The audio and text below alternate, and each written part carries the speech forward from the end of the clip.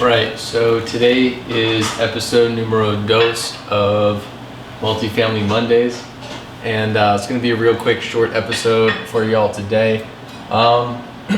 Today I had a gentleman come to the office for Multifamily Mondays, and we looked at the underwriting template.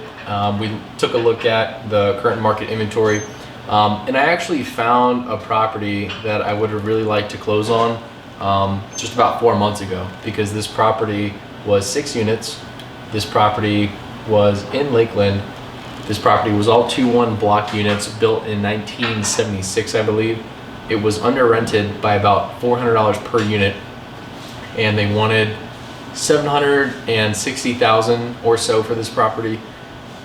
So my deal criteria is essentially $100,000 per door.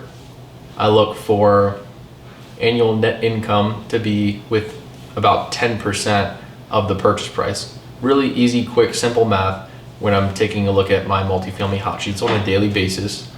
And I look for block properties, almost exclusively block properties. And I look for properties that have a lot of units. So as I'm going through all of that, we underwrote the deal. And in order to get it to pencil, we actually needed to be at about $550,000, and they're selling this thing for about $760,000. So we're about $160,000 off. While any deal is still worth submitting an offer on, whenever you're over 20% off of the purchase price, I don't think there's really any shot.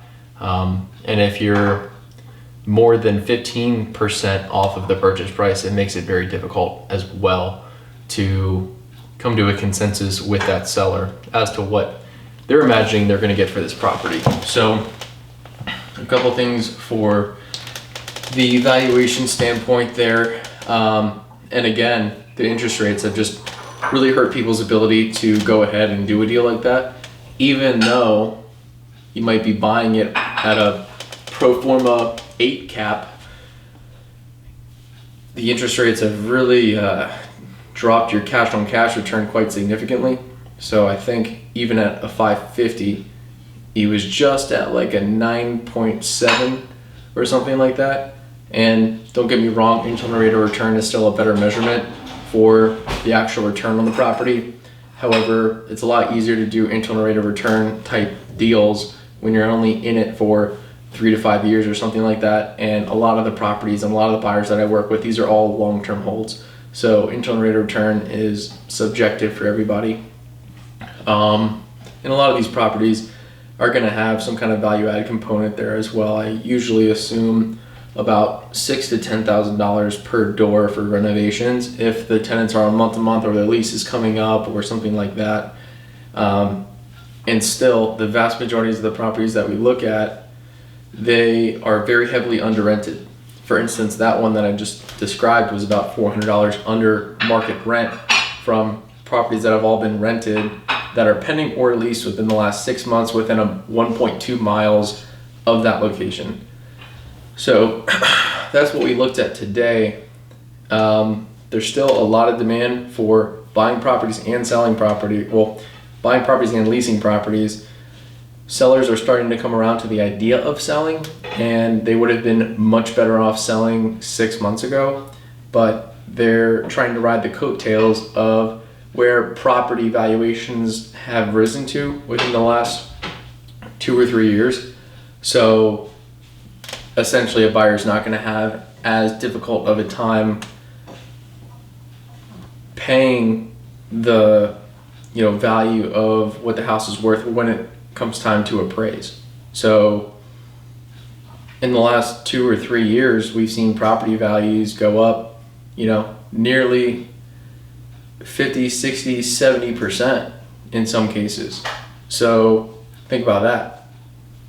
Just 2 or 3 years ago, I've seen deals where people bought it 2 years ago, 3 months after COVID first started, like in May of 2020, for, let's just use $350,000 for example, and they're now trying to sell that property for $650,000, nearly doubling what they bought it for within such a short amount of time.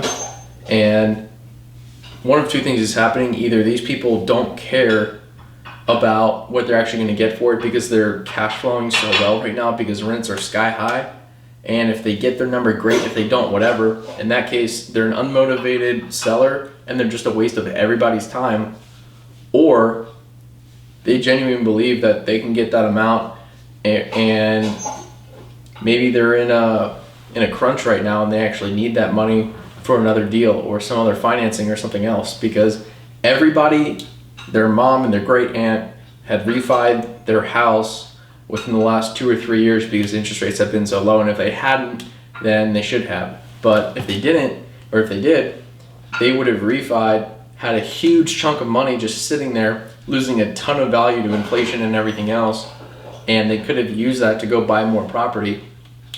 And so a lot of people that have just been sitting on that nest egg, waiting around thinking it's going to last forever, it's probably gone by now, because a lot of people tend to go buy the nicest, newest car, or they tend to go buy a boat, or they tend to buy all these toys, and they tend to cut back on work, and their drive and tenacity go down, and before you know it, in 2.5 years, the $60,000, $80,000, $100,000 that they got from refining their property, it's gone.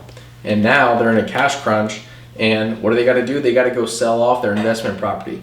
They got to go sell off their second home. They got to go sell off some of these other things. So this is creating a really good buying opportunity for a lot of different buyers today. And I think I'm going to end this there. So this is July 11th, 2022, and this has been Multifamily Mondays. Thank you. Bye.